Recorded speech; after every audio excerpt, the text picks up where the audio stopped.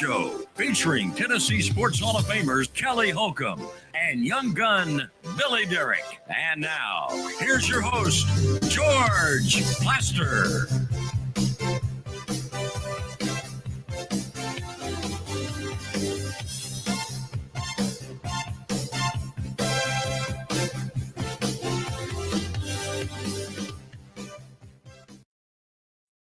Us, a little bit of green.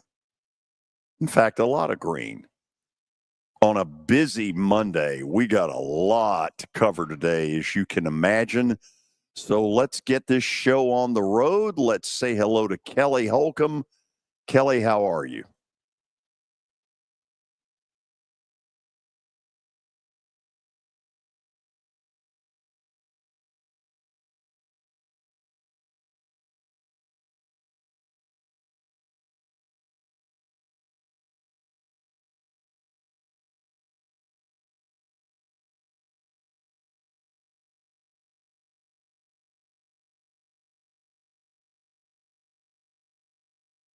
There we go.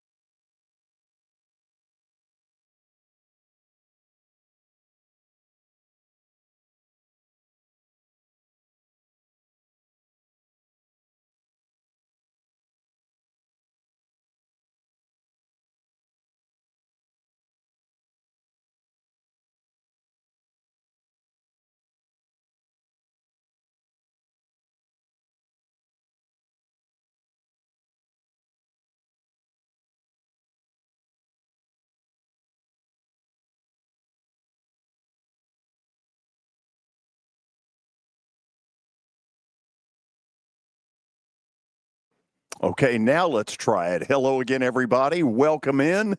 Happy St. Patrick's Day on a beautiful Monday in Nashville, Tennessee. Apologize for a little technical snafu right at the beginning. Kelly, how are you over in Murfreesboro? I'm great, George. How about yourself? Wow, way to get into St. Patrick's Day. I had a feeling you were going to say that when I saw the green, and I'm like, yeah, okay. Wow. Sorry. Not celebrating, are we? Is Billy in St. Patrick's Day? Is he good? No, I'm not. Good Lord. I don't have anything. I don't think I have anything green other than like a green quarter zip that's for winter weather. So I wasn't going to wear that. It's cold outside. I mean, I can It's see not. Lee Fowler already. He's wearing green. Lee, give me a something. Yes, absolutely. During the break, I'll give you something. Okay. You'll be ready. Yeah, So, I'll be ready. How much basketball did you watch? I watched some basketball, man. There were some those SEC games were some really, really good games. I mean, day one, day two, all of them. Yeah. They had some really good games. It was quite the tournament. I think I learned a few things about some teams, some good, some not so good. I'll share them later because it's become fairly obvious to me what I saw. You know, it's one thing to see it on TV. It's another to see it in person. And when you do, feels like it's easier to make definitive thoughts about what you think about a team. Correct. Yes. Hello, Billy. Hello. Do you have an update of any substance whatsoever? I've got a pretty good update today. And I would hope so. I mean, my God, we've got 40 million games going on. Yeah, it's all brought to you by Lori Barnette Leland. You can find her online at mortgageladyyusa.com or give her a call, 615-969-4350. The tournament bracket is set. Vanderbilt is a 10 seed. They will be playing 7-seeded St. Mary's on Friday. That is at 2:15 local time. You can watch it on True TV. That is in Cleveland. If they win probably get Alabama, which is not an easy draw, obviously. Tennessee. Hold on. You're not real high on Bob Morris? I'm not high on Bob Morris, no. You know, Bob Morris, years ago when the NCAA tournament was at Memorial Gym, came within an eyelash of beating Indiana. So I have a lot of respect for Bob. Tennessee. George. I don't know who he is. You don't know anybody on that team or who coaches that team. Relax, Francis. Thank you very much. First Billy. relax Francis in a while. Yeah. Tennessee gets a 2. They will play 15 seed Wofford, 6:00 Thursday night, and they get it. It's a nice draw for Tennessee. I don't know anything really about UCLA and Utah State, but that Tennessee should be in the Sweet 16 at the very least, and they could meet Kentucky in the Sweet 16 in Indianapolis, which would be very interesting. Yeah, except Kentucky's not getting there. You don't think? Oh, okay. Let me be honest. If you think that Kentucky team is a 3 seed, please. Yeah, kind of. They agree. got taken They behind the woodshed here. Hearing they're going to get Lamont Butler back. Well, now that could change things a little bit. Look, I have seen Utah State and UCLA. Don't sell them down the road just yet. Okay. Just yet. By the way, so I don't know if Lexington was having trouble selling tickets, but I did find it interesting. Louisville, as an 8 seed, essentially gets a home game against Creighton. Tennessee, which will bring a monster fan base. Same thing with Auburn. Man, they packed out Lexington like they hadn't sold a ticket to Rupp Arena.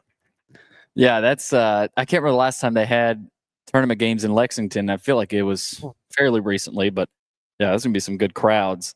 Lipscomb, Kelly's Bisons get a 14 seed. They will play 3 seed Iowa State on Friday in Milwaukee. So no Seattle, no trip out west for the Bisons. Don't have to travel all that much. I mean, it's not an easy flight, but it's better than going out west.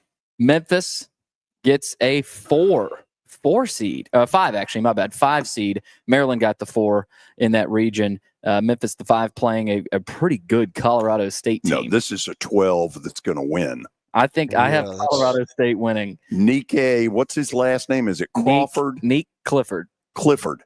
I have watched him twice in the last week tear up Boise State. Yeah, that's not an easy draw. They're favored in that game too. They are. Yeah. When the 12 is favored over the 5, that is Vegas telling you we know something. Yes. A look at how the bubble shook out, and we're going to get Lee Fowler's thoughts on this coming up. Texas gets in, Xavier gets in, San Diego State, and North Carolina all get in. West Virginia, the big snub. Boy, do we have some things to talk about. Yes, a lot. North Carolina. Are you kidding me? Yeah. If it don't have the North Carolina brand, I promise you, they're not getting it. If Boise State had that resume, no. NIT, baby. You mentioned the lines the line there for the Memphis game. Kelly, St. Mary's opens as a 3.5-point favorite over Vandy. Tennessee 18.5 over Wofford. Iowa State 14.5 over Lipscomb. Iowa State missing one of their better players too. Keyshawn Gilbert, who was just announced to be out. Really physical team led by a coach who appears to have pumped some iron himself. Yeah, it looks like it. Also, the NIT, the not invited tournament, MTSU will be hosting Chattanooga in the first round of the NIT. So tomorrow. It all kicks off tomorrow. Okay, so good matchup there locally. And some news around the country. Cooper Flagg is set to play in the NCAA tournament. I don't know why you play him in the first round against American or Mount St. Mary's, but that's their prerogative. So it looks like Cooper Flagg will be playing for Duke. Also in the golf world, Rory McIlroy wins the Players Championship in a playoff. His second time winning the Players, his 28th PGA Tour victory, He earned a PGA Tour regular season record $4.5 million. He's just the fourth golfer to win multiple majors and multiple players' championships. He's in high class here. Scotty Scheffler, Tiger Woods, and Jack Nicklaus. Is Rory? He's a stud. Is he a top 4 golfer ever in your mind, Kelly? 4? Yeah, I mean, wow. He's won 28 times on the PGA Tour. I know. I don't Depends know. You'll on have to what give me kind some of time. hot streak he's on. I mean, when he's hot, Kelly, he probably is. When he's hitting the ball and when he gets hot and around, it's hard to stop him. Like he can surpass the field with ease. That I started out watching that this morning. I had to leave, but that thing ended on the very first shot. He hit one about 350 down there, and he got on the green in 2, and J.J. Spawn had nothing for him. Nothing. If I hit it 350, I've got to have some help. I had never heard of George, Spawn. it takes you 4 shots to get it 350, Hoss. Bad. In baseball, Spencer Strider returned to the mound today for the Braves for the first time. Bring it on, baby. In almost a year, through 2 2/3 perfect innings, struck out 6 of the 8 batters that he faced. He was the first big injury last year for the Braves and hadn't pitched in almost a year. Yeah, they're going to be very cautious about him. Their plan is to put him in the rotation in late April. And from the looks of things, they're going to need him. Yeah. And you already have the Riley stuff. We'll see what Riley's. Austin Riley's good. Everything's fine there. Yeah. Hey, that's good news. That is really good news. At the college level, Tennessee just keeps rolling. They climbed up to number 1 in the latest top 25 rankings. They swept Florida. Vandy falls to number 22. They dropped 2 out of 3 at Auburn. I know it's early for college baseball, but Tony Vitello has a wagon of a program. I mean, they just a wagon. Yeah. Have you ever heard that, George? What do y'all feel about that? I mean, how is y'all feeling about that? Being Vanderbilt folks, like that was the one thing that you were consistently beating UT at, and now they've got this program that just won a national championship, and they look like they're going. I don't know if they're going to go back. Who knows? Baseball's different. It's like basketball, but like, how does that make y'all feel a little bit? I love that it creates a rivalry. Yeah, I like it's more fun because when Tennessee was irrelevant in baseball, Vandy would play them and you wouldn't even think anything of it. But now they get together and it's fun. It's something every year comes up, whether it's the bat or Vitello getting mad about something, or Corbin, or last year Vandy's pitcher was rubbing his arm because he had gotten ejected for a foreign substance in the series earlier. So there's always something. But I'll say this, Kelly, when Vandy, now that Vanderbilt has a relevant football program and basketball program, I don't think it's as bad for Vandy people now that those two programs are sort of back to relevance. But when they were down low, baseball was just about all Vandy fans had to cling on to. So it's gotten better. But I mean, he's the best coach in the country. They got the best program in the country right now. It's undeniable. What's interesting, the two coaches are polar opposites. And to be honest, we have no idea what their relationship is. They may hate each other's guts for all I know, but they are polar opposites in how they go about doing things, and that makes it even more to me fun. Interesting. Yeah. In the NFL, Texans cornerback Derek Stingley Jr. has agreed to a 3-year, $90 million extension at $30 million of base value per year. He's now the highest paid defensive back in NFL history. So yet another record-setting contract in the NFL. It's a good time to be a defensive back. It's a good time just to play in the NFL. Exactly. Say that. Every single one of these contracts is record-breaking that we announced. Crazy. I could have held on for 3 more years. Good gracious. I wouldn't have to be doing this right here. Wow. So this is what's feeding your family. No, it is not. Sorry. I was going to say, if that's the case, starvation diet. In college football, Deion Sanders is attempting to face another team for Colorado's spring game. on ESPN2 in April. He said, I would like to practice against someone for a few days. Then you have the spring game, and I think the public will be satisfied with that tremendously. I'm with him. I've thought all along that Why that not? ought to happen. Yeah. That's pretty nice. I mean, He you may get see it done, too. It's the NCAA who has no backbone. The backbone of a chocolate eclair. Yes. Chocolate Yeah. eclair like the NFLPA, according to George. So is your big update done? It is complete. Yeah, I thought it lacked. It lacked the Excuse me? oomph. It What didn't kind of really oomph? have It the lacks some oomph. green, too, some Irish green. Yeah, that'd be weird if they're So- wearing all green. Lee Fowler is going to help us in that area. Kelly, you've promised during the commercial that you'll get some green. I will. Okay. Lee is going to join us after the break, and maybe he can explain how Carolina got in, because for the life of me, I don't get it. That's This is unexplainable. 94.9, the Fan. New year, new priorities. Family and safety come first. If a car or truck accident disrupts your life, Bart Durham Injury Law is here to help. We're local, experienced, and ready to fight for you. Call 615-242-9000. Happy 2025 from Bart Durham Injury Law. Attention college basketball fans. Kentucky and Gonzaga will square off Friday night, December the 5th at Bridgestone Arena, and you won't want to miss it. Tickets are on sale to the public at this very moment at bridgestonearena.com and on the Ticketmaster app. It's two of the best programs in all of college basketball, and they're playing right in the heart of downtown Nashville. Act now. Tickets will be gone shortly, so you better act accordingly. It's easy to say good things about the folks at Strike and Spare Family Fun Centers. Number one, I trust them with something that's near and dear to me, the Plaster and Friends Celebrity Bowling Night. But more importantly, I see the fun people have.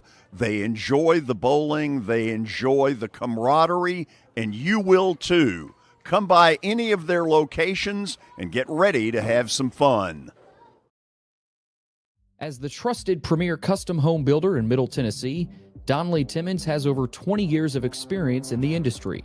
Whether you're looking to build your dream home or renovate your current home, their team will ensure that every client and every remodel is unique, luxurious, and completed on time within budget. Founders Dustin Timmons and Joey Donnelly have over 25 years of construction experience in the Nashville area. Together, they have completed projects in Forest Hills, Oak Hill, Green Hills, Franklin, and Brentwood. Dustin and Joey believe that communication is the most important aspect of all construction projects.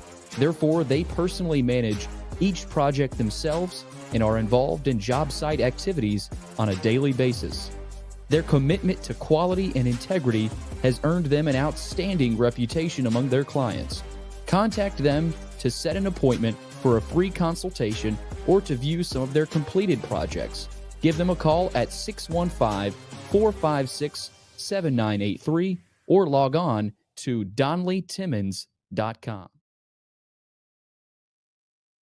For over 35 years, Wilson Bank & Trust has been committed to providing customized banking solutions to help individuals, families, and businesses in Tennessee achieve their goals. As your full-service community bank, we are proud to offer loans with competitive rates, local decision-making, and fast, friendly service from our experienced lenders. No matter where you are on your financial journey, Wilson Bank & Trust is ready to help you take the next step. Visit your nearest Wilson Bank & Trust office or online at wilsonbank.com to get started today. Member FDIC, Equal Housing Lender.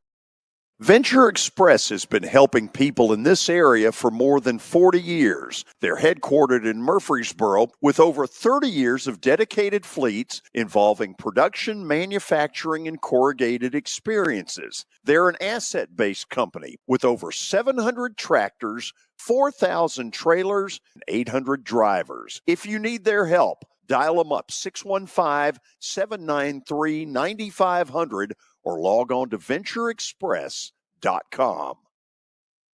40 years. They're headquartered in Murfreesboro with over 30 years of dedicated fleets involving production, manufacturing, and corrugated experiences. They're an asset-based company with over 700 tractors, 4,000 trailers, and 800 drivers. If you need their help, dial them up 615-793-9500 or log on to ventureexpress.com. Hey, Preds fans, it's Chase McCabe. The Predators open up a 3-game homestand tomorrow night against the St. Louis Blues.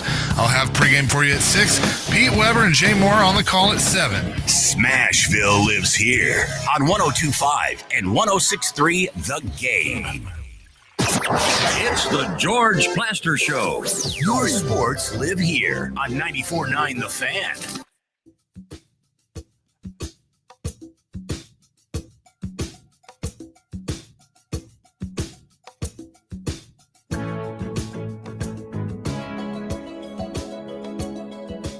Thoughts before we bring Lee Fowler in. Kelly, that's very nice. Good-looking green for St. Patrick's. Just a couple of thoughts on the committee. Number one, I thought their job this year was considerably easier than most years because there was not a ton of bid stealing. If you go back and think about it, they really didn't have to try to patch up here and do something over here and blah, blah, blah. And for the most part, I thought the committee did a really good job of putting the people in there that needed to be there. The North Carolina deal, that's another story. That feels like a nod, wink, wink aimed at the committee chairman, who happens to be North Carolina athletic director Bubba Cunningham. He looked very uncomfortable yesterday as he passed off all the questions about Carolina to the AD from Illinois. Lee Fowler has sat in that seat. He was the chairman of the NCAA basketball selection committee back in 2002, was on the committee for years, and I asked him to join us today. Lee, how you doing? I'm doing great, George. Kelly, you look good. Appreciate it. Bring out a couple of those $100 bills George pays you for these shows for your green. No hundreds, dog. No hundreds. Make it rain. So, Lee, kind of tell us how the whole process would work over the last couple of days and what you think the committee did to rationalize letting Carolina in.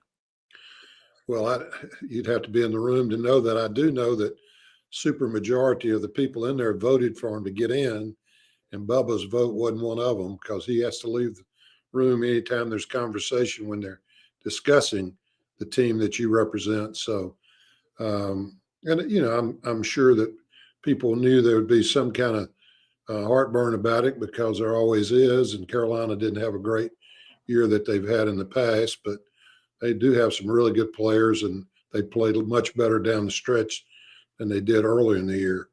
And a lot of the games they lost were 2 and 3 points early in the year to really good opponents. So, I mean, I can see how that would happen, but I also can see how West Virginia and a couple of those schools trying to compare them to North Carolina would think they had a better resume. So, it's kind of like officiating, George. If you don't care who's in the ball game, who's playing, who wins, it's really good officiating. If you do care about somebody, then the committee didn't do a very good job if who you care about didn't get in. So I know Bubba Cunningham well. I know he did everything by the book. And, yesterday that also, I think, was kind of strange. I would have rather seen him just put Bubba out there when they asked him, said, I wish I could tell you, but I wasn't in the room. I have no idea what happened when North Carolina got in the tournament because I'm not allowed to be in there. And that would have been better, I think, than having somebody sit next to you to answer that one question. But NCAA doesn't do a lot of things that I would recommend. And Kelly's laughing. I see he probably wouldn't recommend some of those things either. So, that happens. But every year it's somebody.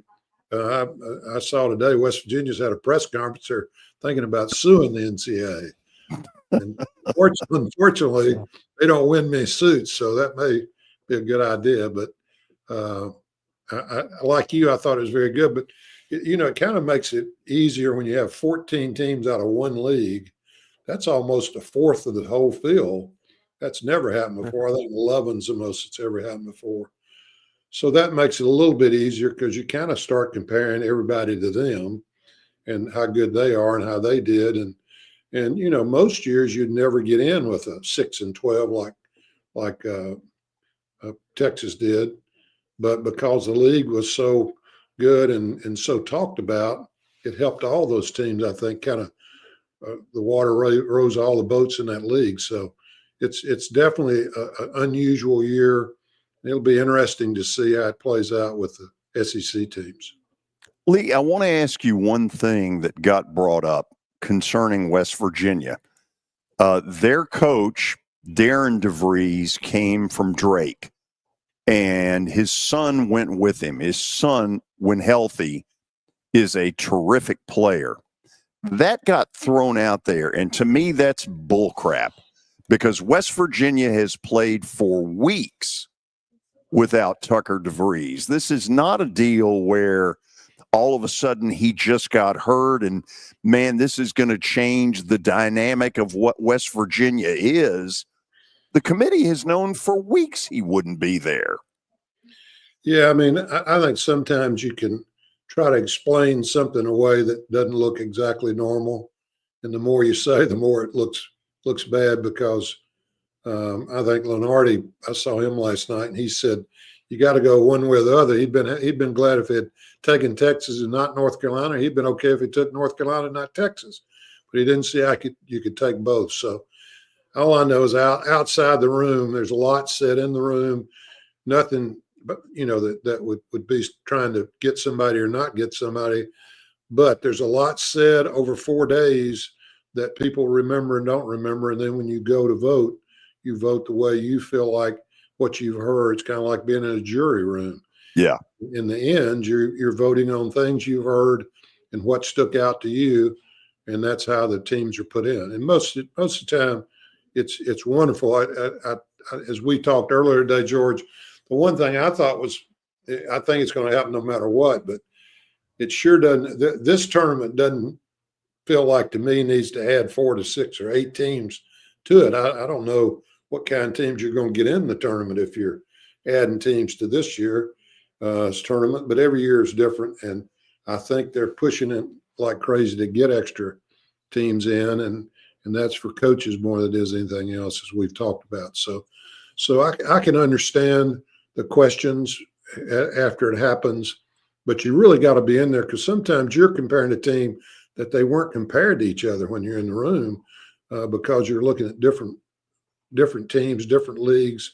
And so sometimes that doesn't happen. So it's easy to kind of second guess it now that it's over and look back. It's easier looking back than it was while you're in the room, I'm sure. Yeah. Billy, if you will, put the graphic up of North Carolina and West Virginia. And Lee, you know it, the quad one thing is what people have gone off on. Carolina was 1-12 against quad one.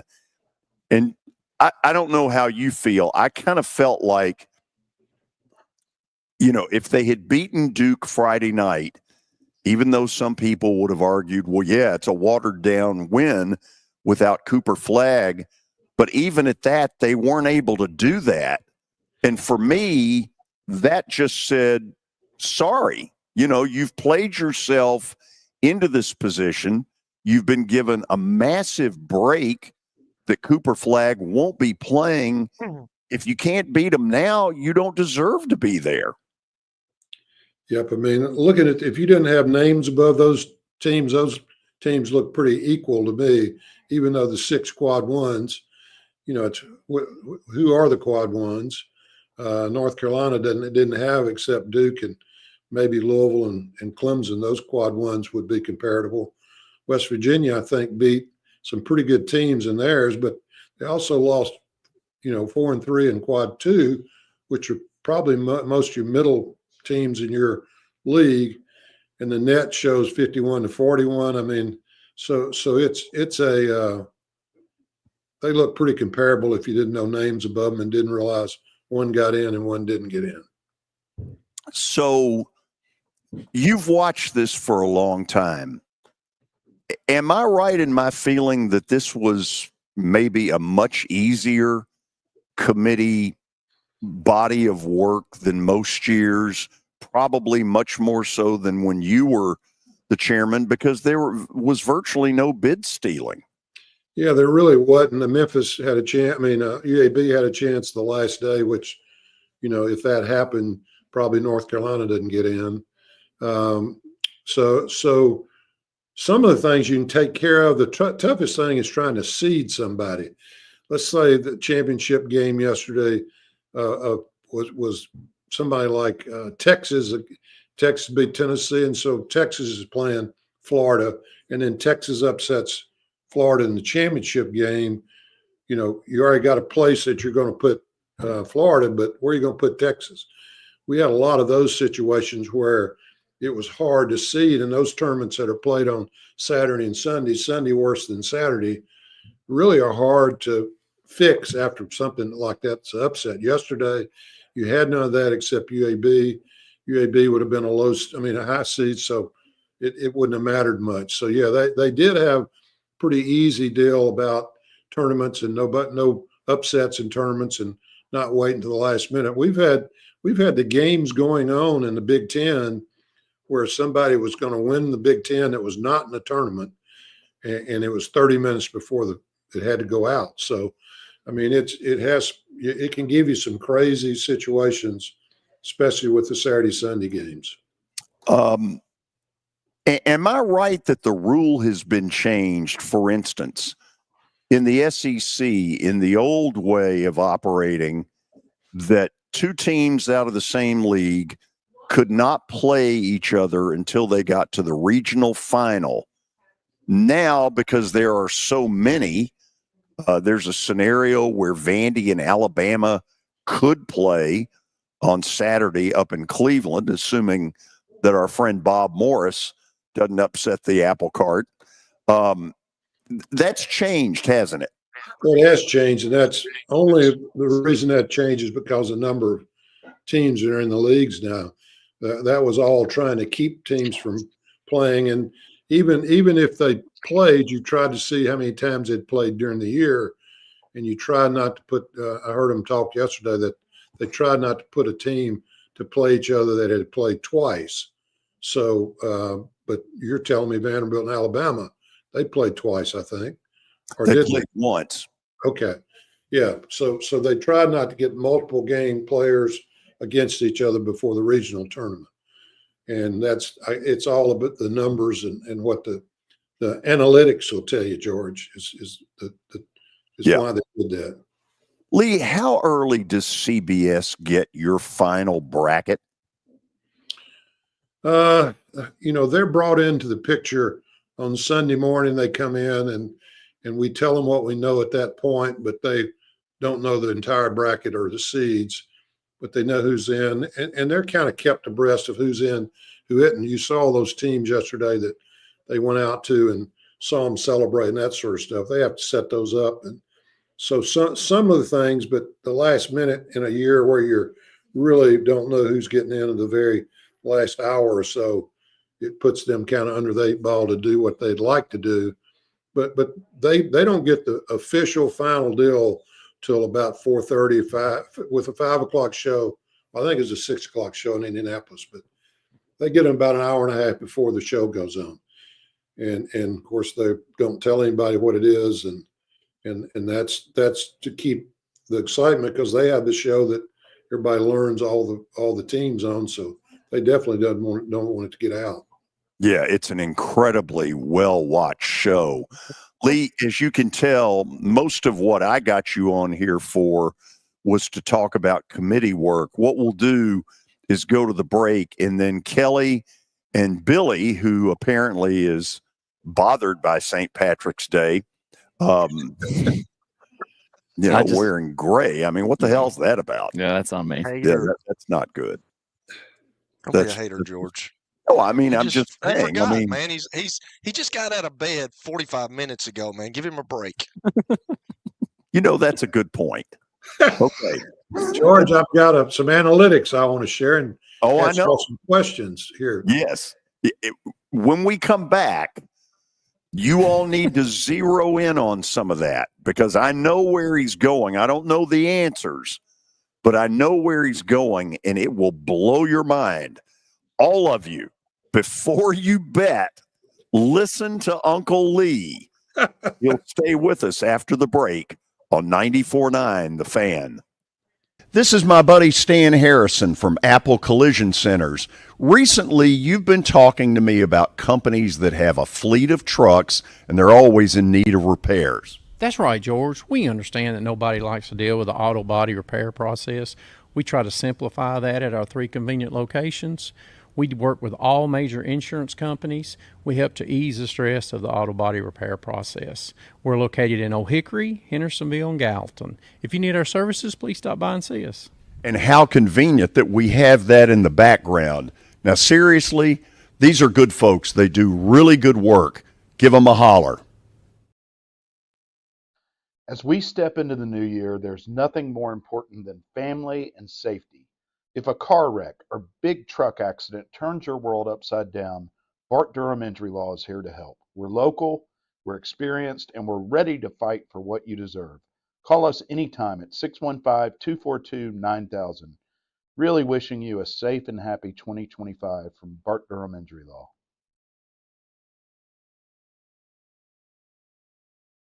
Attention college basketball fans. Kentucky and Gonzaga will square off Friday night, December the 5th at Bridgestone Arena, and you won't want to miss it. Tickets are on sale to the public at this very moment at bridgestonearena.com and on the Ticketmaster app. It's 2 of the best programs in all of college basketball, and they're playing right in the heart of downtown Nashville. Act now. Tickets will be gone shortly, so you better act accordingly. Where can you see a saber-toothed tiger rappel from the rafters? How about a catfish fly? The biggest stars in Music City. Not to mention hockey's hottest ticket. The Predators win! Only in Smashville. See your Nashville Predators all season long at Bridgestone Arena. Single game tickets are on sale now at NashvillePredators.com. Let's go, Preds! If you are paying too much for your health insurance, you know what? You need to contact the folks at Pancoast Benefits. Pancoast works with businesses and individuals to tackle the high cost of health insurance. Whether you're a business owner, large or small, self-employed, between jobs, or over the age of 65 and in need of a Medicare plan, Pancoast can help. They make understanding your benefits less difficult and more personal. So check them out today, pancoastbenefits.com, or call them at 615-292-3400. Back into the game after that interception. Let's get this turned around. And we're all saying, no, they don't. Here. You thought you were on your way. Your sports live here. On ESPN 94.9. And the Game Nashville Sports Network. It's the George Plaster Show. Your sports live here on 94.9 The Fan.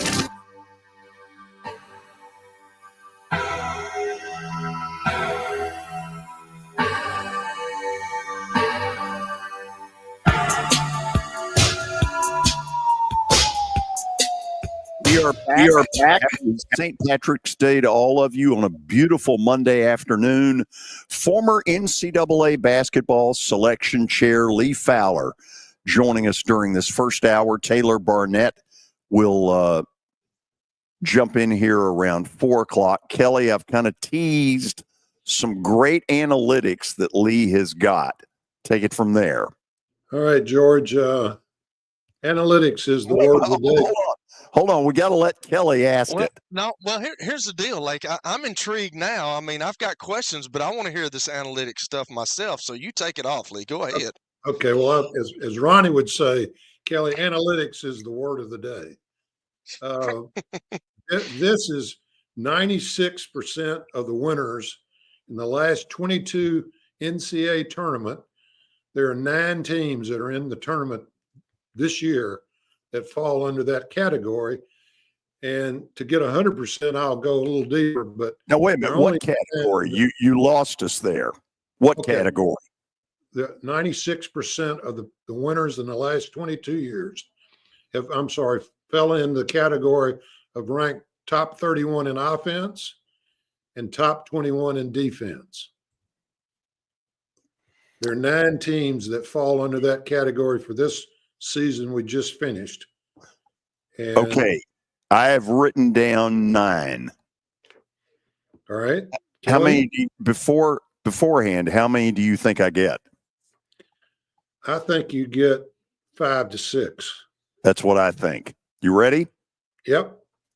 Let's go with the obvious. Duke. Yep. Okay. Let's go Florida. Yep. UT. No, absolutely not. Not because of scoring. Yep. Let's go Auburn.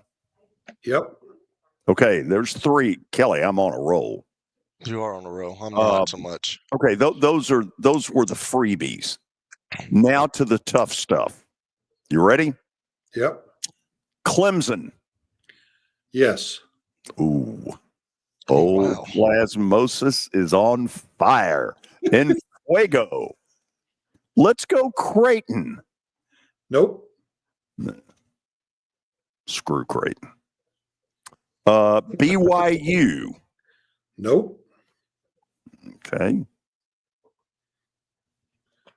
Wisconsin. Nope. Now remember, they've got to be in the top 31 offensive teams and the top 21 defensive teams. Texas Tech. Yes. I like that one. My last one of my 9. Right now, I'm 5-3. Maryland. Yep. Oh yeah. Now let's just ask here, Billy. How many did you truly have? 3. Thank you. Probably 3. Yeah. Do you want to know the rest of them, George? What about can we get some shots here? Like, what about Iowa State? Is Iowa State one? Iowa State's one of them. Well done, Kelly Holcomb. Nice. Are you looking at something? Are you cheating? No, I'm not. No, because I'm you've not. cheated before. No, You've cheated in some underdog picks over the years. One of them is a number 1 seed. Oh, Houston. Yeah. Are they really? Yeah. They're better offensively this year. Yeah, they're not that good. I mean, top one more team left. Good. Or top 30. Yeah. One more team left. Oh, Michigan State. Nope. What league are they in? What league are they in? St. John's can't throw it in the ocean. It's tough for me to tell, but I think they're in the Big 12. Oh, the Big 12. Arizona. Arizona. Yeah, there you go. Excellent. So those are the 9 schools. That's 96% of the winners in the last 22 years. Okay, read them off again so that everybody can take their notes and then call their bookie. All right, Auburn, Florida, Duke, Texas Tech, Iowa State, Houston, Clemson, Arizona, and Maryland. Wow.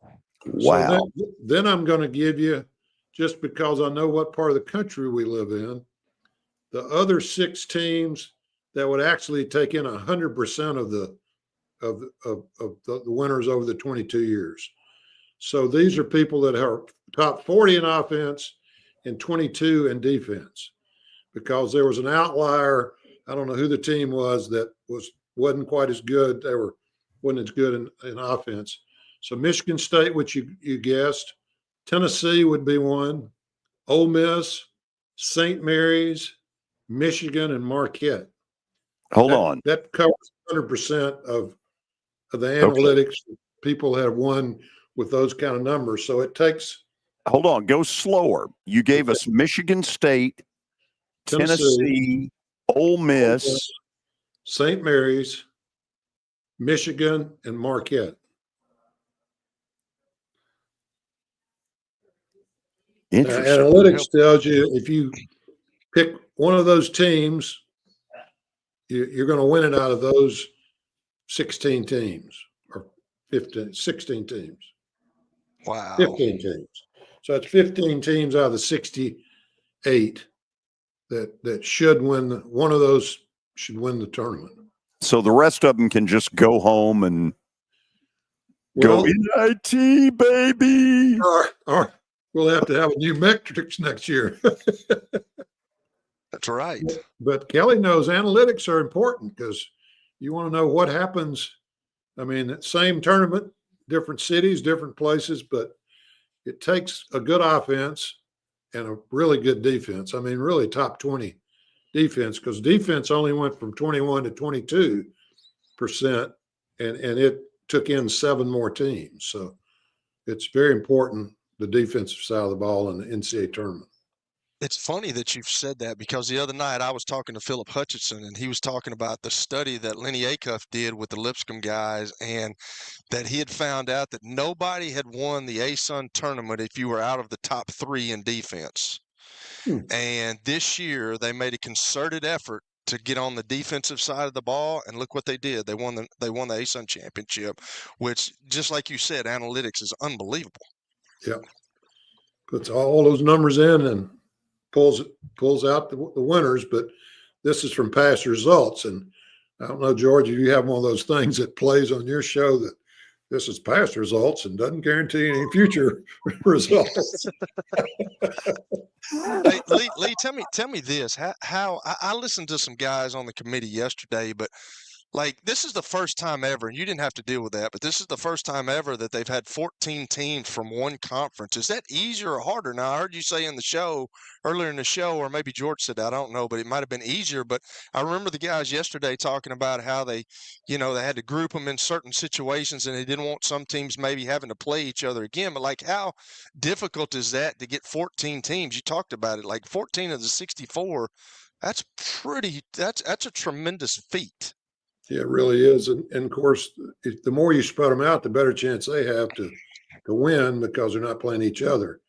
And then in some cases, when they do play each other, you love them playing each other in regional finals, because somebody's going to the Final Four, and that happens from time to time.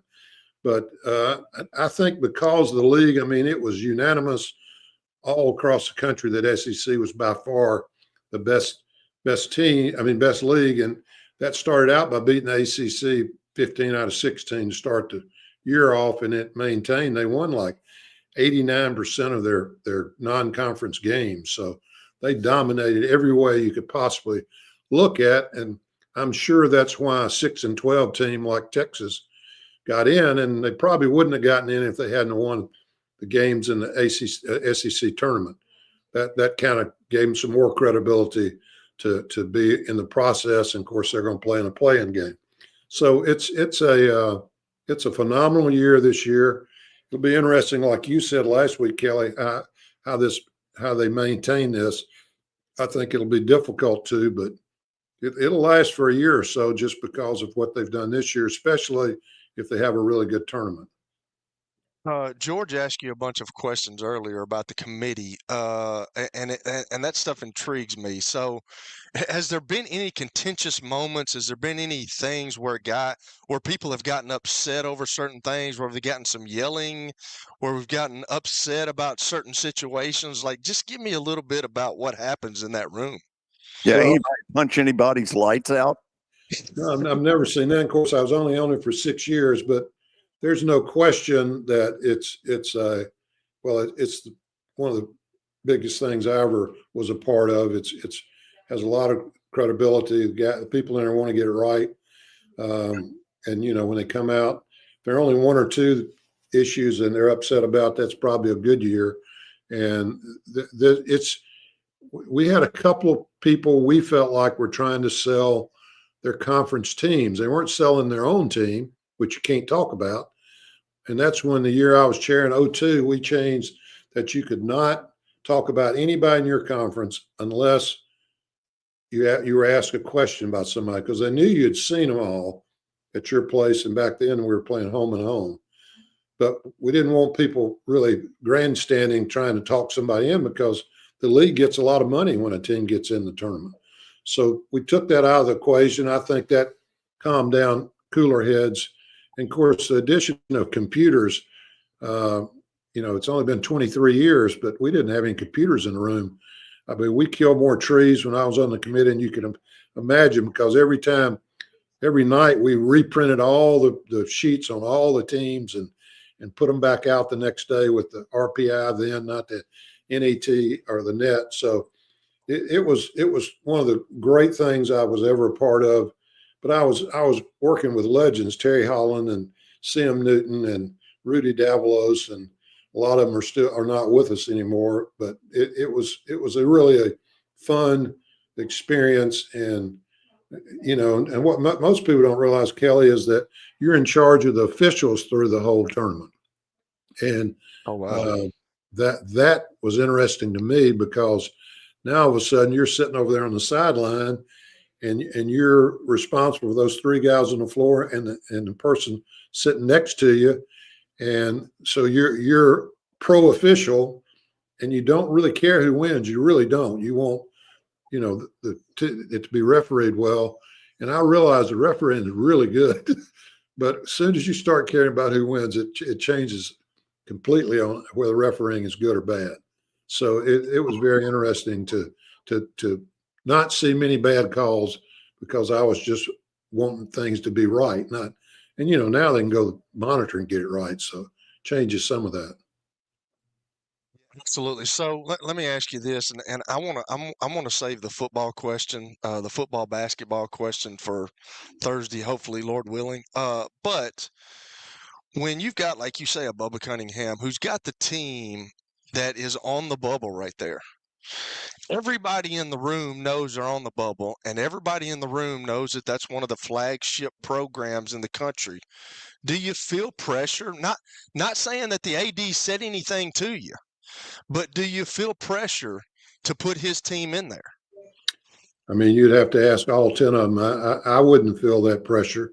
And knowing Bubba, I've known Bubba for 35 years, and Bubba probably told him, look, don't put my team in there because of me.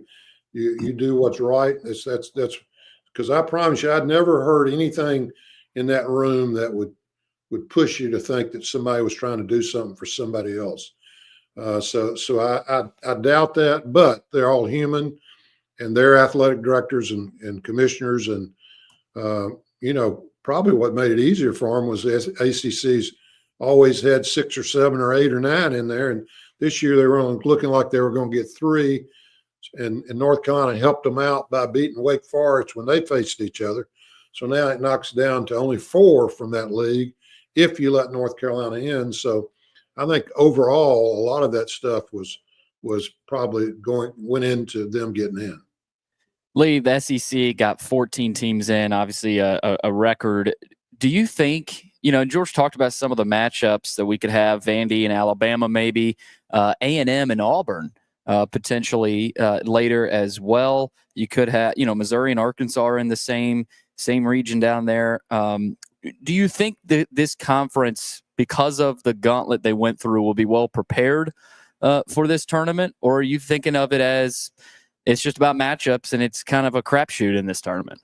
Yeah, it really is. And I think the committee's not a real old committee.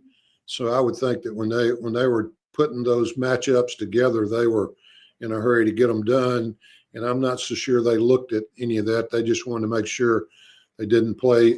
They really can't be saying, well, they beat Auburn, we shouldn't put them against. You just got to go when you got that many numbers in there. Whatever your principles are, you got to follow them and move on. I was really interested to see who Duke was going to play. You knew they were have a chance to play an SEC team. I was interested to see who they're going to play. I don't know if you have it, but the possibility of a couple of SEC teams playing them, I think, would show a little bit more about how good they are, because the SEC was so good this year. And I don't think Duke, weekend, game after game, had to play that tough competition. So it'll be interesting to see how they compare when they play an SEC type team. The early one is Mississippi State in the 8-9 against Baylor, with the winner presumably to get Duke. That's the first one that would go on, and I'd have to take it a little farther, but that's the first one. Yeah, and I mean Mississippi State's good, but I'm not sure they play the tight ball that will bother Duke, because Duke is so shoots the ball so well and really athletic, and so I'm not sure that's a good team that will show us much, but we'll see as the tournament goes on. They'll have to play 2 or 3, I would think, to get to the championship game. Okay, I think we've covered about everything we can for now. Lee, look forward to seeing you again on Thursday for what ought to be a lot of fun. Yeah, it should be a great day. And George, you're somewhere on Thursday, aren't you? We are. We're at JB's Poorhouse. Boy, I've had a bunch of wings there. That's a great place. Oh, listen, we're looking forward to it. We've been out there 2 or 3 times. Good stuff. And Lee, you know what? There may be some plaster shirts from the bowling that get given away. Oh, Really? gosh. Hold on. Why is Kelly making that face? You'll be giving them shirts away till you're in the I was great thinking toss. maybe what color shirt are you giving away this year, George? This year was Is blue. it yellow or red? It was Carolina blue. It was a Carolina blue. It was Really? nice. Good-looking It was shirt. nice. It was a Oh, nice listen. shirt. It's a Yeah. it's a Well, best looking I'm shirt going he's to come had. by the Lee. Poorhouse to see you, George. Please do. I'd love that. Yeah. We'll- Do you think there'd be any free wings or anything? oh, I don't know about that. I mean, No, but you can wipe your mouth with the shirts that he gives you. So go ahead and have at it. wow, that is so Boy, I'm telling you. tacky. Lee, let's talk between now and then. And if you can be out there, love to have you. Yep. All right, George. Talk to you. Bye. Lee Fowler giving us some really good stuff to get it all started. After the break, we will have Stat of the Day, and then Taylor Barnette will join us. We got some interesting stuff for him to think about. This is 94.9, The Fan. Hey, Preds fans, it's Chase McCabe. The Predators open up a 3-game homestand tomorrow night against the St. Louis Blues. I'll have pregame for you at 6. Pete Weber and Jay Moore on the call at 7. Smashville lives here on 102.5 and 106.3 The Game. Evan, Canty, and Michelle are unsportsmanlike. Make no mistake about it. This is a desperation move. When you pay Daniel Jones $14 million on a one-year proposition, you are desperate. And to be in this position 3 years after you use a top 5 pick on a quarterback is an indictment on the job that you've done. Chris Ballard been there 8 years, only been to the playoffs twice. What are we doing?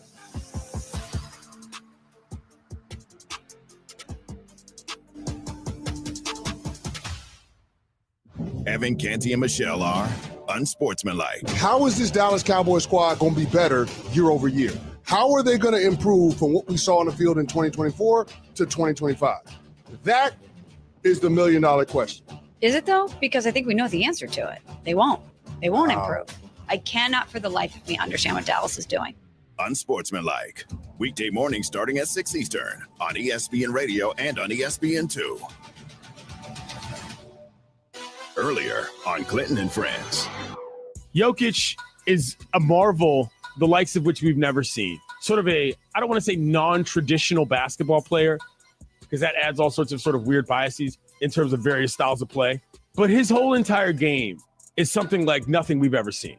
He's crazy to watch, and he doesn't even really care. That's also like the best part about it. Clinton and Friends, weekdays from 10 to noon Eastern on ESPN Radio and on the ESPN app. This is Joe and Q. The problem with Niners fans is that they think they're in a real-world rivalry with the Eagles because they won that one regular season game that for some reason this once proud franchise that measured themselves by Super Bowls now measures themselves by regular season wins. The Eagles are handling their business, winning Super Bowls, something the Niners no longer do. Joe and Q, weekdays from noon to 3 Eastern on ESPN Radio and on the ESPN app. Evan, Canty, and Michelle are unsportsmanlike. Make no mistake about it. This is a desperation move. When you pay Daniel Jones $14 million on a one-year proposition, you are desperate. And to be in this position 3 years after you use a top 5 pick on a quarterback is an indictment on the job that you've done. Chris Ballard been there 8 years, only been to the playoffs twice. What are we doing?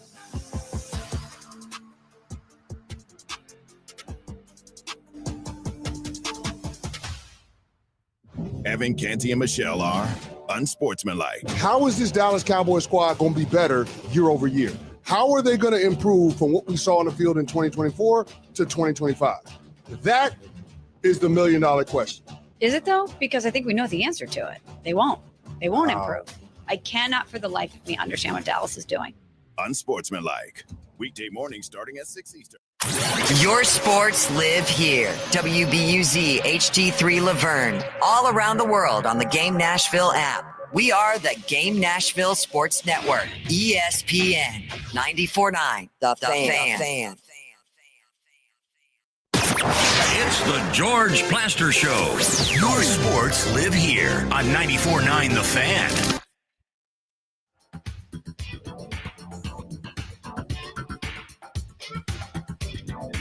We're talking brackets with Taylor Barnette coming up. But first stat of the day brought to you by Apple Collision Centers. You can find them in Old Hickory, Hendersonville, and Gallatin. Give them a call, 615-754-9800, or log on to applecollisioncenters.com. We could have a stand collision with Alabama and Vandy. Oh, on you know Sunday. what? That could happen. That'd be fun. So we got stat of the day, and then we'll talk with Taylor. Here we go. Vandy, speaking of the Commodores, playing St. Mary's in the NCAA tournament. Who did St. Mary's play in the tournament last year? Why am I thinking, Kelly, that it was BYU? They're better thinking than me. That's for sure. I I couldn't don't tell know you. why. Let's go BYU. I don't know if that's right or not.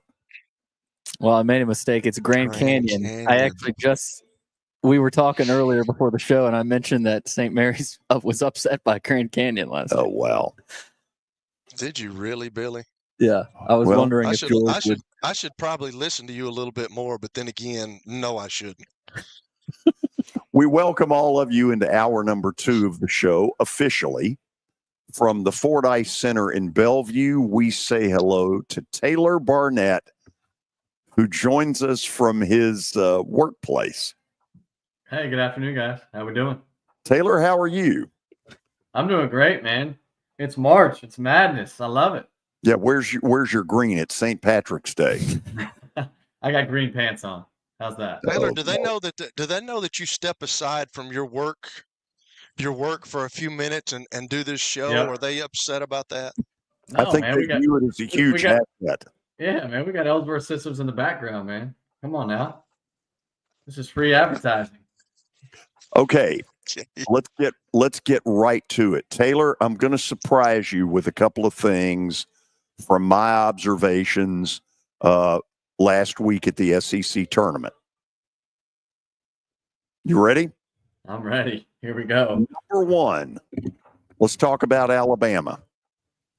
When I look at what I saw last week, I see a defensive intensity at Tennessee, at Auburn, at A&M, at Florida.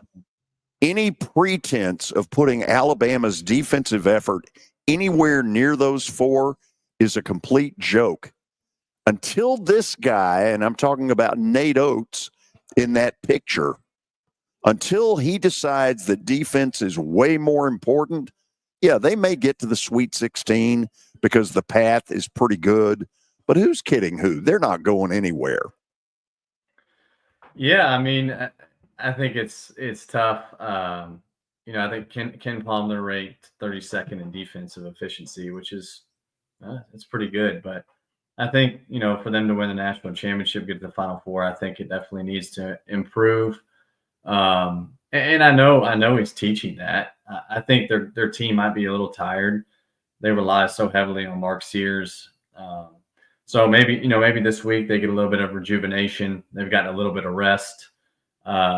and I know that they'll be ready to go. And who needs motivation to play hard on the defensive end when you're playing the NCAA tournament? So that may be an extra motivator for them in the coming week. But they're plenty good enough, and they're plenty talented enough, athletic enough to go to the Final Four. But they do have to be a little bit more committed on the defensive end. Oh, I think it's way more committed on the defensive end. They're not even close to the four I named. At least this is the eye test that I see. You want eye test number 2? I do. Okay. Kentucky without Butler. Yeah, they got a 3 seed, and they'll beat Troy, and God bless them. But without Butler, they're no better than an 8 or a 9 seed in real, honest to God truth. Yeah, I really think that he is the straw that stirs the drink, and he's been there.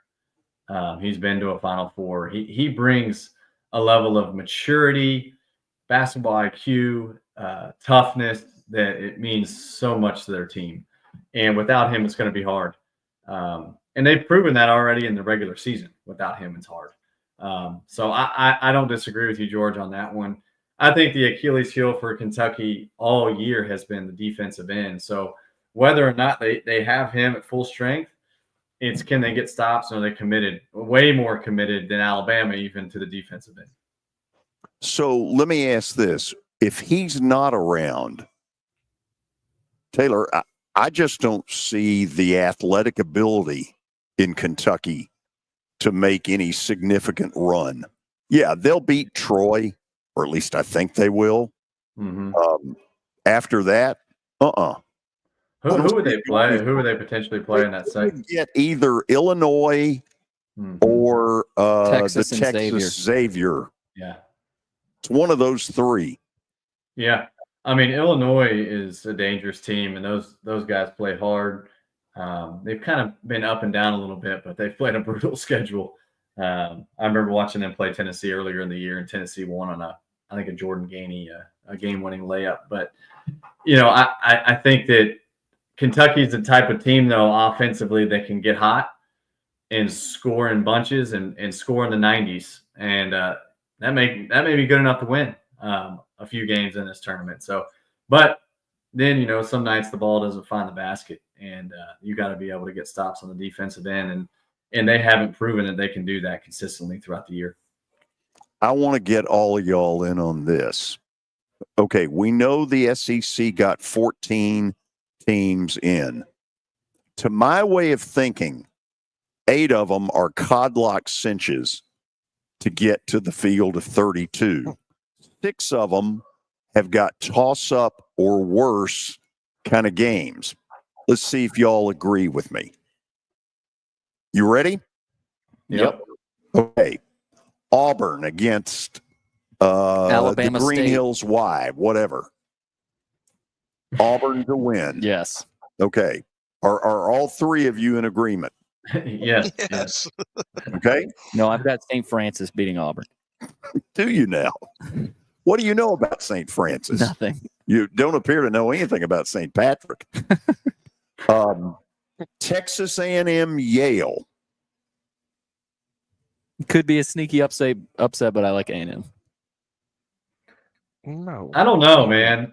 I that's one that people are saying, Yale. People are saying Yale plays just as hard as Texas A&M does.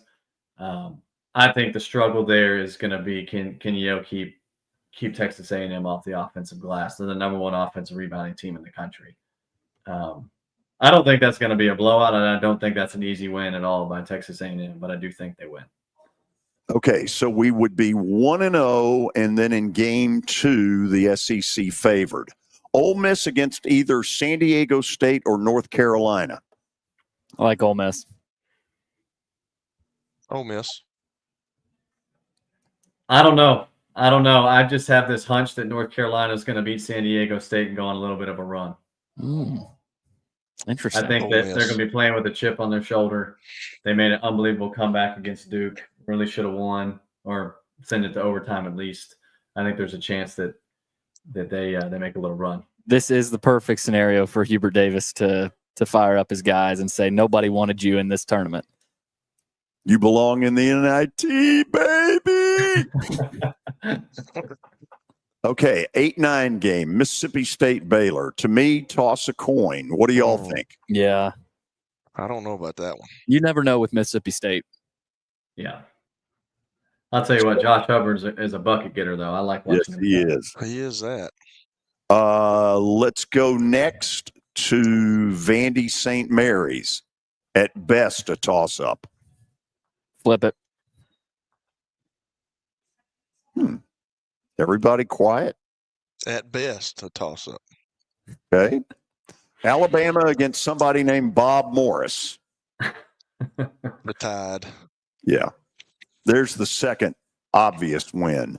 Gonzaga, Georgia. To my way of thinking, no better than a toss-up. I kind of like Georgia. I like Georgia a lot. But I haven't seen a ton of Gonzaga, but I like Georgia in that one. Yeah, I don't know. I saw some crazy stat that Gonzaga's been to 8 straight Sweet 16s or something. I got to go with the experienced Mark Few and a guy who's been there so many years in a row. That's me too. I got to go with the Zags. Texas Xavier. At best, a toss-up. I'm not going against Sean Miller in that game. Oh yeah, Sean Miller. I like Trey Johnson. I think he puts him over. Who can make buckets, man? That's for sure. Kentucky beats Troy. Nobody's going to argue that one. No. Okay, we've gone through 9 so far, and we have the SEC with 3 automatics. Are we putting Tennessee in the automatic against Wofford? Yes. Should. Yeah. Okay. Florida, same thing against Norfolk State. Yep. Yes. Okay, that's the 5th automatic. UConn, Oklahoma, no better than a toss-up. I'm not going against the back-to-back national champs. I think they're going to be ready to play. After all, he's the best effing coach in America. That's right. That's not why I said that. No, I just not. No, but the other Hurley. Yeah, he said it. Okay. Another toss-up. Missouri Drake. That's a toss-up. That's a hard one right there. Drake's pretty good. Two very contrasting styles of play. I just would love. I'll be interested to see how much Drake can take Missouri out of the way that they want to play, and vice versa. That'll be. I think that'll be a really good game. Does Bennett Sturts get enough help? Is probably what you're looking at there. Kansas, Arkansas. Toss up at best. Toss up. I'm going to say Arkansas comes through. So think about where I just took you all. Yeah. We declare Auburn an automatic. We declare, where is it? Alabama against Bob Morris. Wonder if anybody out there listening is named Bob Morris.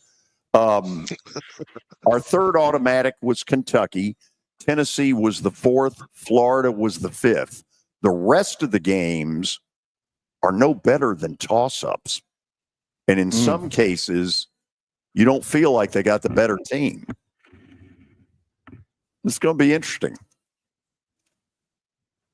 Yeah, there's going to be some, but that's what makes the tournament so fun, isn't it? You know, it's that anybody could beat anybody. We've seen 15s beat 2s, 16 beat a 1 last decade. I mean, that's what makes the tournament the tournament. All it takes is a mid-major to get hot from 3, and it's game over, and take care of the ball. I think those are the biggest factors. That's nothing obvious. I mean, between a mid-major and a high major is can you keep the glass somewhat close? Can you make it manageable? Can you make shots? And can you take care of the ball? If you do those 3 things as a mid-major program, I think you have a chance to win, undoubtedly. And the teams that are in it know how to win. They just came off winning their own championship. A lot of those high major schools didn't. They haven't been in some of those high-pressure games where there's something on the line that big. 14 schools get an at-large bid from the SEC.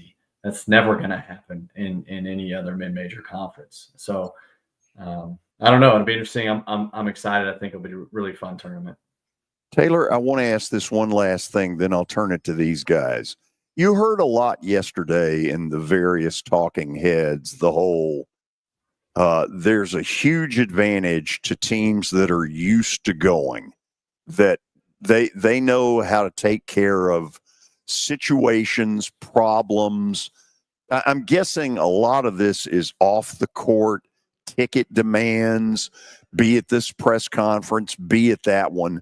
What would you, because you've played in NCAA tournaments, what would you tell somebody who's never been there, Lenny Acuff, what would you tell him if he asked you? Yeah, I mean, I think you just sort of approach it. Obviously, it's not the same as just any game. I think you obviously want to enjoy it. It's as a kid, it's what you dream about playing in. You want to play in the NCAA tournament, and then you get your moment. And so I think you have to treat the approach the same way, practice and your habits, your daily habits, the same way that you have the whole season, because it works. Then you got to enjoy it. You got to have fun, and you got to limit distractions. I think you got to be wise and kind of who you give your time to and what you spend your time doing, because ultimately you're there to win a game. But you want to have fun with your kids too. You want to have fun with your teammates, but you're obviously there to win. So I think you got to continue the habits that you have. You got to be careful who you let in the locker room and all the voices, and make sure your guys are staying connected and they're buying into the same message that you've been preaching all year. But then just go have fun, let it rip, man. Play loose, play free, and enjoy it. Do you have time where we can go to a break and then Kelly and Billy can fire some stuff? Yeah, it's no problem. Okay. That's what we'll do. More with Taylor Barnette in just a moment. I'll send some emails in the break, man. Workplace won't like that, Hoss. I want to know Taylor's Thursday, Friday situation. What in the office? We have a symposium we're putting on for work, so down in Franklin. So you guys should come, man. Host the show there on Thursday, George. If you think for 1 minute I'm coming to your symposium, what on God's earth would you teach me? Hey, a lot of things, man. You don't know. I don't doubt it. This is 94.9, The Fan. New year, new priorities. Family and safety come first. If a car or truck accident disrupts your life, Bart Durham Injury Law is here to help. We're local, experienced, and ready to fight for you. Call 615-242-9000. Happy 2025 from Bart Durham Injury Law. Attention college basketball fans. Kentucky and Gonzaga will square off Friday night, December the 5th at Bridgestone Arena, and you won't want to miss it. Tickets are on sale to the public at this very moment at BridgestoneArena.com and on the Ticketmaster app. It's two of the best programs in all of college basketball, and they're playing right in the heart of downtown Nashville. Act now. Tickets will be gone shortly, so you better act accordingly. It's easy to say good things about the folks at Strike and Spare Family Fun Centers. Number one, I trust them with something that's near and dear to me, the Plaster and Friends Celebrity Bowling Night. But more importantly, I see the fun people have. They enjoy the bowling, they enjoy the camaraderie, and you will too. Come by any of their locations and get ready to have some fun. As the trusted premier custom home builder in Middle Tennessee, Donnelly Timmons has over 20 years of experience in the industry. Whether you're looking to build your dream home or renovate your current home, their team will ensure that every client and every remodel is unique, luxurious, and completed on time within budget. Founders Dustin Timmons and Joey Donnelly have over 25 years of construction experience in the Nashville area. Together, they have completed projects in Forest Hills, Oak Hill, Green Hills, Franklin, and Brentwood. Dustin and Joey believe that communication is the most important aspect of all construction projects. Therefore, they personally manage each project themselves and are involved in job site activities on a daily basis. Their commitment to quality and integrity has earned them an outstanding reputation among their clients. Contact them to set an appointment for a free consultation or to view some of their completed projects. Give them a call at 615-456-7983 or log on to DonleyTimmons.com. For over 35 years, Wilson Bank & Trust has been committed to providing customized banking solutions to help individuals, families, and businesses in Tennessee achieve their goals. As your full-service community bank, we are proud to offer loans with competitive rates, local decision-making, and fast, friendly service from our experienced lenders. No matter where you are on your financial journey, Wilson Bank & Trust is ready to help you take the next step. Visit your nearest Wilson Bank & Trust office or online at wilsonbank.com to get started today. Member FDIC, Equal Housing Lender. Venture Express has been helping people in this area for more than 40 years. They're headquartered in Murfreesboro with over 30 years of dedicated fleets involving production, manufacturing, and corrugated experiences. They're an asset-based company with over 700 tractors, 4,000 trailers, and 800 drivers. If you need their help, dial them up 615-793-9500 or log on to ventureexpress.com. Tractors, 4,000 trailers, and 800 drivers. If you need their help, dial them up 615-793-9500 or log on to ventureexpress.com. Hey, Preds fans, it's Chase McCabe. The Predators open up a 3-game homestand tomorrow night against the St. Louis Blues. I'll have pregame for you at 6. Pete Weber and Jay Moore on the call at 7. Smashville lives here on 102.5 and 106.3 The Game. It's the George Plaster Show.